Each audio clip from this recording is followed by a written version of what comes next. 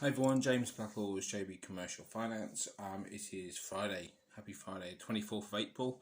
At the end of a week where we've been kind of anticipating the emergence of Funding Circle being added to the CBILS panel. It has happened, but they've not got their processes in place yet. We expect launch early next week.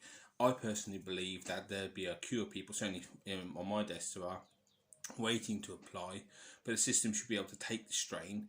And when it does, and when we see some early success, I do believe that this is, as I've said before, the kind of turning point, the floodgates thing, where additional lenders will be added to the CBILS panel after that time. Once the government see approval rates go up, hopefully they will. Certainly if the Funding Circle apply the same criteria to their CBILS loans as they did to their previous loans, which is the whole point of it, to be fair, then everything on my desk should be approved virtually, I would suggest, and the majority of them have been turned down by their bank.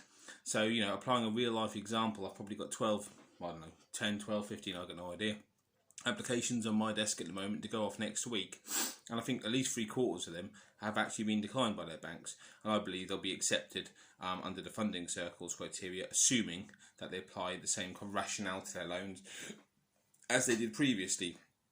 So that's really positive, and I do think that that food chain will start to continue to go on, and more lenders will be added to the panel.